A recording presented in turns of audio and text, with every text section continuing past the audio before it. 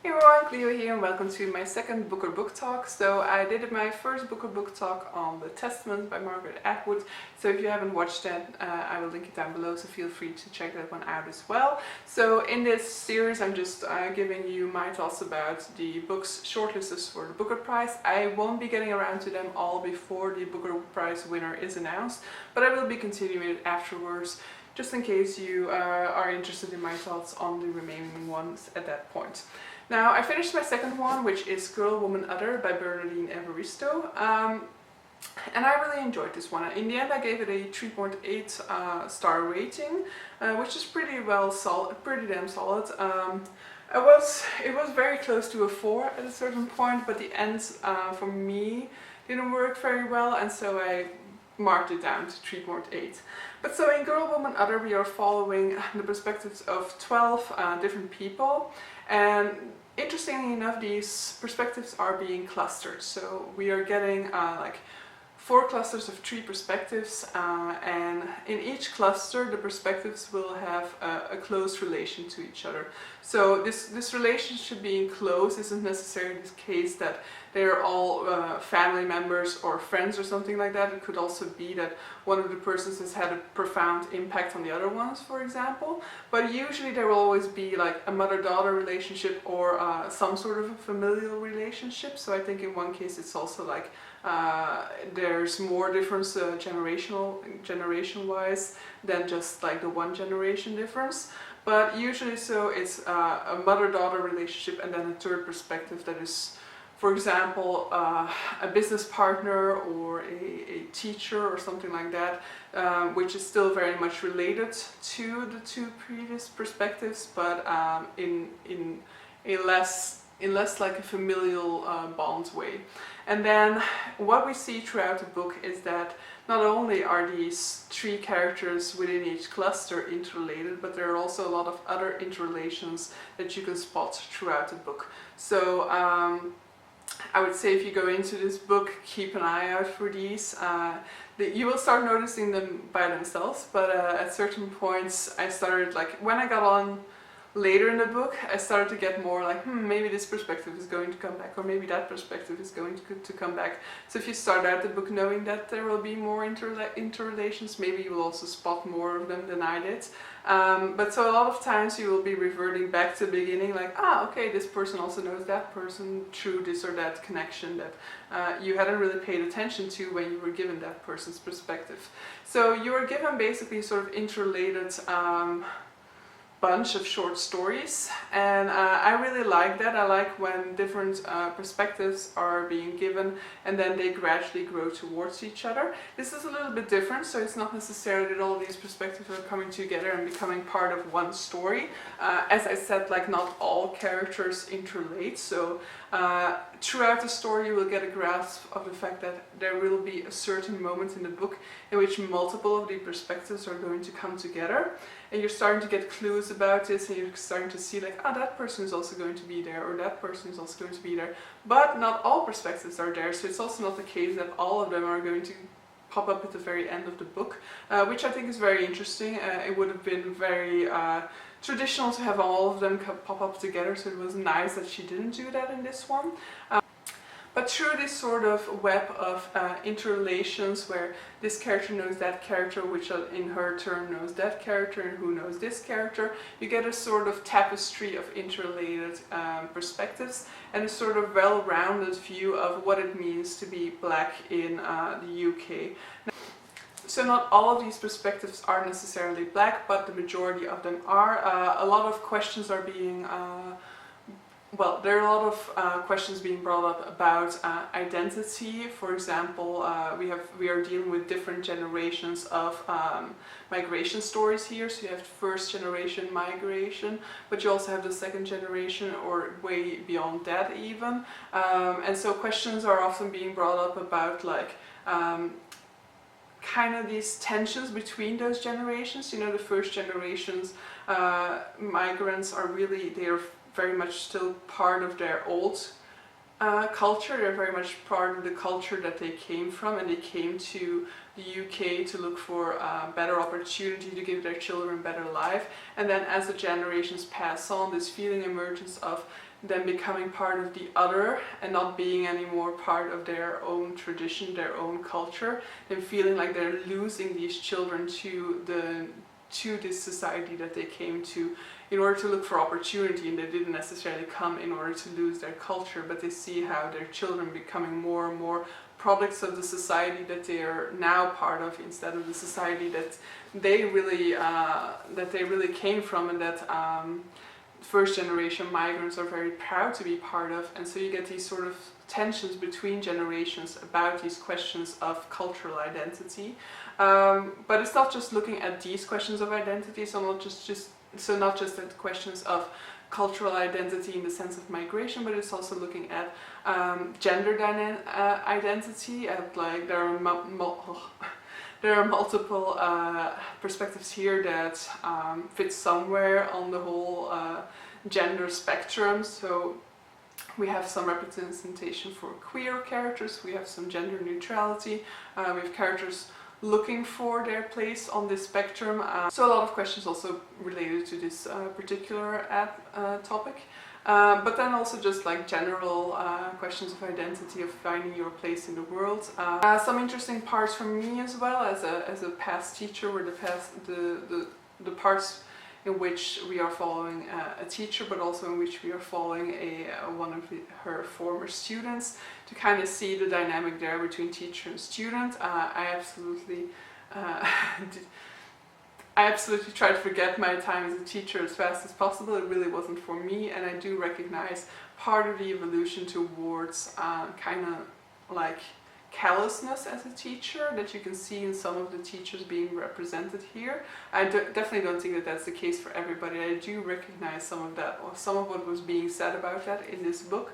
All in all, I just think it gives you such a very well-rounded perspective. It very much shows you like certain questions that pop up in multiple characters that we are being shown, but it also shows you the kind of variety of these characters. It shows you that no story is the same. You know, you might all be dealing with these same cultures of questions of identity to a lesser or a bigger degree.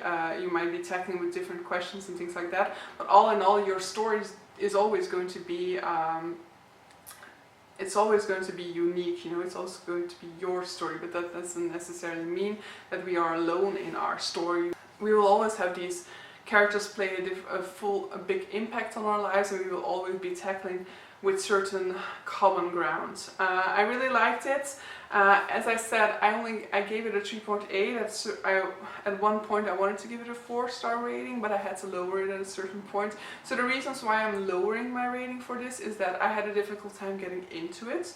Not entirely sure whether that is just the first two perspectives and me not really resonating too much with those, or whether it was a case of me having to get used to the writing style. So the writing style isn't it isn't like extremely experimental or something, or it isn't something that you've never stumbled upon, but it is a bit different than your traditional writing style. It also doesn't really use a lot of full stops or a lot of capitals at the beginning of sentences, for example. So kind of goes with a continuous flow of narration, which once you get a hang of it, I really found this to work very well and flowed very fast, and I really was flying through it at that point. But at the beginning it might have given me some time to get used to this, but I also do feel like I didn't get along too well with the first two perspectives, because also when they pop up later again in the novel, I also found myself struggling with it again. So I'm not really sure whether that's just because of those two perspectives or whether it was for some other reason. And so at the end as well, it no longer flew quite as fast for me. In part, I just think that it worked better for me when we were focusing on individual perspectives, and that the problem that I had with the end is that at the end we are getting certain perspectives popping up together at the same location, and we are constantly switching between one and the other. And to me it worked better when we had like let's say 40-page path of one perspective in order to then move on fully to another one for another time. So you got fully immersed in that voice, in that perspective, and at the end we were really going from one perspective to the other, and then we were kind of getting glimpses of one and glimpses of the other, but it just felt it felt flat. It fell flat for me in that part, and I also didn't feel like it was bringing a lot of extra to the table, you know. I feel like that final part in which you're getting all of these elements, these different perspectives together, needs to in some way be bringing something extra to the table, I guess. And it didn't do that for me, you know. I felt like the richest experience I've had is with these different perspectives separately. So the final part to me didn't really work. Also the very final pages, I don't know, I suppose it's supposed to be something of a discovery, like, oh really, I didn't see that coming, but I really did see that coming. I mean, I thought it was far-fetched of me to see this coming. At some point I was like, no, she won't do that, that won't be what it's it. But it actually was what it was.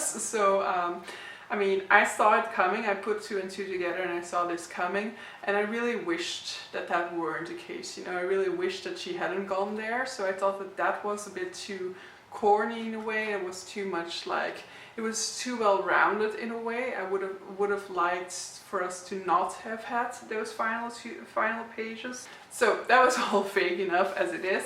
If you've read the book, you will know what you will hopefully realize what I'm talking about. So I'm really talking about the final few pages and the discovery that is being made throughout those pages. But so overall, I really enjoyed it. I definitely think it's worth checking out. I mean, I know sometimes people have a tendency to only check out books that people give 5 stars or 4 stars to, but I definitely think this is worth checking out. I really loved it in places. I really thought it deserved all of the attention it's getting now. For a big part of this book, I'm saying that I lowered my rating because of the first 50 pages and the last 50 pages, I guess. But this book is over 400 pages, so that means that there are 300 pages in this book that are definitely worth it, that I thought were wonderful. I definitely think some of these, if you take them as short stories, some of these short stories are well worth it, go well and beyond. As always with a collection of short stories, some of them will resonate better with you than others. I do think if you're a sort of plot-driven reader, then this might not work very well for you, because it's very much more character-driven. There's not a lot of a plot, there's somewhat of a overarching story in the sense that there is a certain element that recurs and that you realize that at some point these characters will come back when this certain elements comes to fruition. But that's definitely not going to be enough for a plot-driven reader. So plot-driven readers, like, I don't think you're going to get. I don't think you're going to enjoy this one. Character-driven readers, I think there's so many different interesting characters that can be explored through this book, and it's very interesting to see their interrelations that you might not have seen coming. And so I think for a character-driven reader, this is definitely an interesting book to explore, and it was definitely a new voice. I really liked the writing style as well, so I said that it isn't too experimental, which I definitely like, because if it gets too experimental at times, I get a sort of disconnect. So this was just something that I had to get into a little bit, but once I got into the flow of it, it really flowed well for me. So yeah, I'm really impressed with this one. I mean, it's not my new favorite or anything like that, but if I compare it, for example, to last year's Booker Prize shortlisted books, if I had to place, if this one was on last year's Booker Prize shortlist, for example, I think this would have been like my 3rd favorite. So, and that being said, like, I really discovered one of my new favorites in last year's shortlist. You know, one of the books that I read for that shortlist is still my favorite book of 2019. So putting it in a 3rd spot for that shortlist definitely isn't selling it short. it will be interesting to see where I will be placing it in the whole of this shortlist. At the moment, after having read 2 books, this is definitely the one. But so yeah, I'll definitely at some point will be checking in with you guys again when I finish the entire Booker shortlist. So definitely be on the lookout for that one, because then you will know where this book will place in the entirety of the shortlist. But so I hope you enjoyed this little talk of me about the book. I know it's very chaotic and unstructured, that's why I call it book talks and not reviews, but I really work best in this sort of chaotic atmosphere. But so definitely let me know down below if you've read this book, what your thoughts were on it. Did you see this like twist coming at the end, and what were your thoughts on it? I know that I'm quite particular about the way I want books to end, so I know that for maybe the vast majority of readers this ending would be pleasing, but for me it's not. So in that sense also, maybe disregard the fact that I didn't like this ending. Maybe like you will. And yeah, if you haven't read it yet, let me know, does it sound appealing or not. I didn't necessarily think it sounded appealing beforehand, you know. I had listened to some people recommend it, and I was like, yeah, that doesn't really sound all that interesting. But I'm telling you, it really is way more interesting than it sounds. So if you're in for something new, then definitely give it a go. So yeah, see you guys for the next one. Next up, it will be 10 minutes 38 seconds in This Strange World by Elif Shafak. I will be hopefully finishing this before the announcement for the Booker Prize winner on the 14th of October. So yeah, check in with you guys later.